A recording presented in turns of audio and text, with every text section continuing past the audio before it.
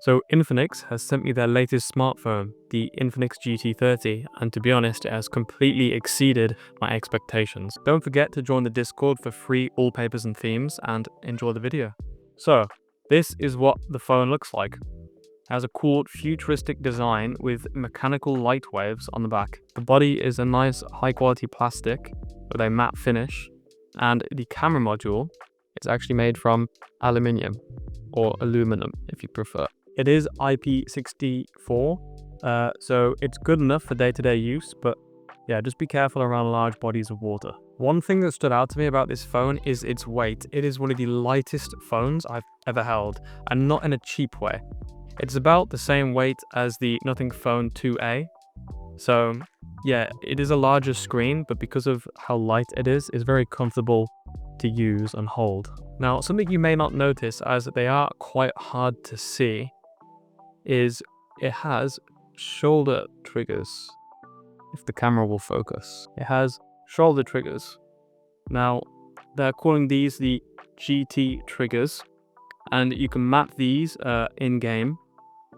In any game, you can map these to your on-screen controls and essentially use the phone as if it was a controller. So for gaming, that is excellent. I could be wrong, but I think this might be the cheapest phone ever to have shoulder triggers, but we'll get more into that later. The display on this phone is very impressive, especially as someone that lives in the UK. We don't get phones with displays like this at this price point. You're getting a 10-bit AMOLED display with a resolution of 1.5K and a refresh rate of 144 Hz. That's technically better than the display on my Xiaomi 15, which is £800.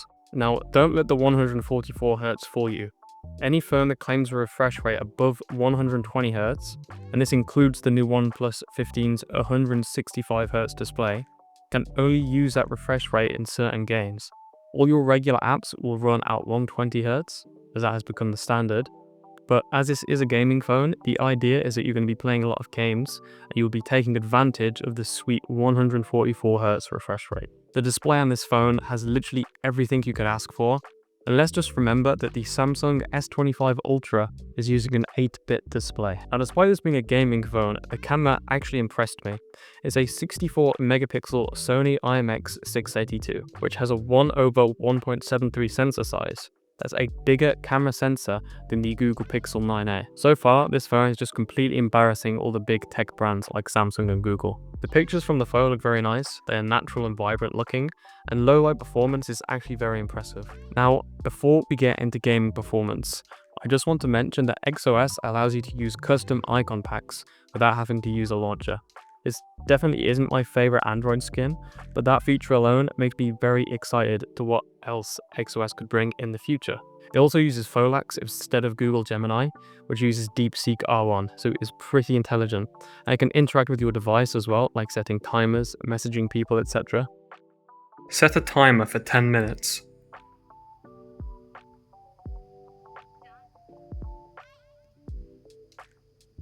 Now, the Infinix GT30 is powered by the MediaTek Dimensity 7400. Now, this phone is absolutely not running Genshin Impact or Wuthering Waves at the highest settings at 60 frames per second, but if you drop your settings to medium, then it's going to run it absolutely fine, at least 30 FPS, which is perfectly fine for most people.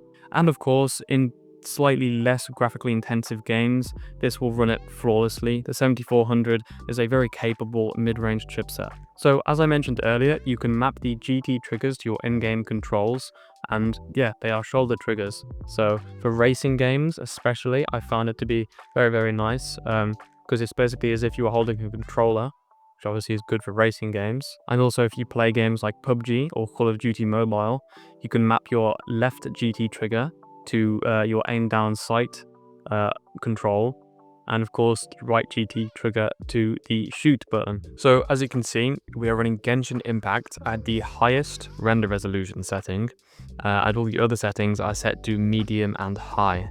And as you can see, it is running at 60 FPS, and even when we get into fights and stuff like that, it doesn't drop any frames, it doesn't lag. So I'm quite impressed by the performance of this device considering its price. And yeah, you can see the MediaTek chip inside this thing is performing very, very well.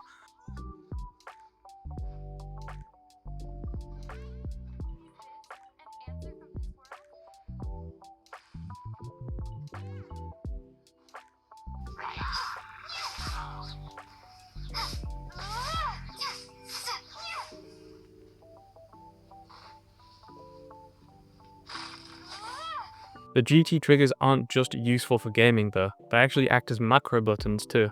You can bind it to certain tasks like turning on the flashlight or opening apps like Notes, for example. The triggers can also be used as a camera shutter button in the camera app. Overall, I think the Infinix GT30 is a very good budget phone, regardless of whether you play games or not, and I really appreciate the fact that the GT triggers can be used for non-gamer tasks, making this phone good for anyone, not just gamers. Huge shout out to Infinix for sending me this, and I will see you guys in the next one.